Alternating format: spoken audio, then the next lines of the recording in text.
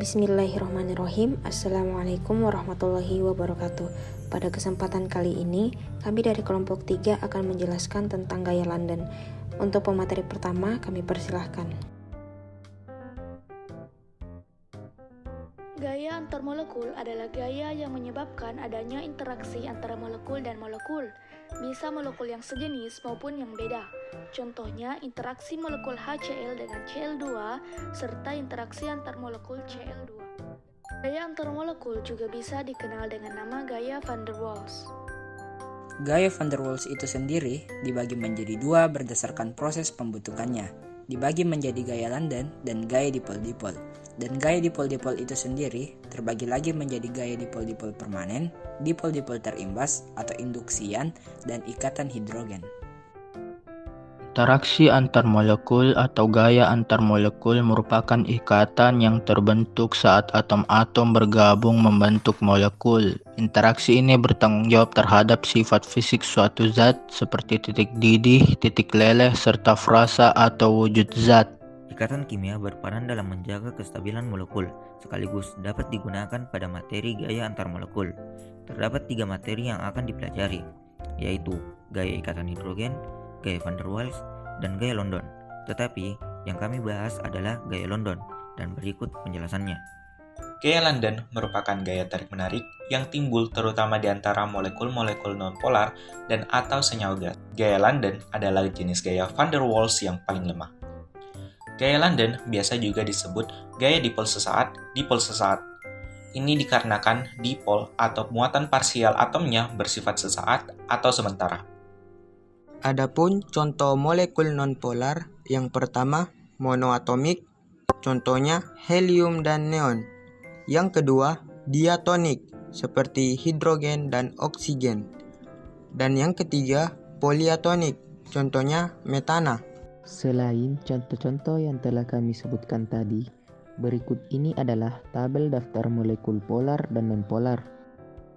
Contoh interaksi London adalah interaksi antar molekul Cl12 dan contoh lainnya adalah interaksi antar molekul O2. Gaya London tidak hanya terjadi pada molekul yang sejenis saja, tetapi juga dengan molekul yang berbeda, seperti interaksi molekul Cl2 dengan CH4. Nah, kali ini kita akan membahas proses terbentuknya gaya London. Yang pertama, elektron yang ada di dalam atom selalu bergerak, maka pada suatu saat yang sangat singkat dapat terjadi polarisasi awan elektron. Yang kedua, hal ini yang menyebabkan pusat muatan positif dan pusat muatan negatif memisah, sehingga terbentuklah dua kutub atau sehingga molekul ini dapat dikatakan memiliki dipol sesaat. Yang terakhir, dipol sesaat ini nantinya akan hilang dan kemudian akan muncul lagi. Kali ini kita akan membahas tentang kekuatan gaya London. Kekuatan gaya London dipengaruhi oleh massa molekulnya. Semakin besar massa molekulnya, maka gaya Londonnya juga semakin kuat. Massa molekul semakin besar, berarti gaya antar molekulnya semakin kuat. Dan juga berarti titik didih semakin tinggi. Begitu juga sebaliknya. Untuk lebih jelasnya, bisa dilihat di tabel berikut ini.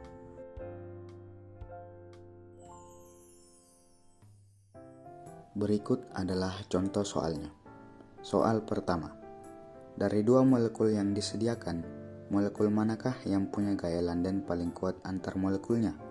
A. Argon dengan massa molekul 39,95 gram per mol. Atau B. Karbon dioksida dengan massa molekul 44,01 gram per mol. Jawabannya adalah B, yaitu karbon dioksida, karena molekul karbon dioksida lebih besar daripada argon, sehingga gaya London antar molekulnya juga lebih kuat. Soal kedua. Berdasarkan data titik didih pada grafik di bawah ini, molekul apa yang memiliki gaya London paling lemah? A. CH4 atau B. PbH4? Jawabannya adalah A, yaitu CH4.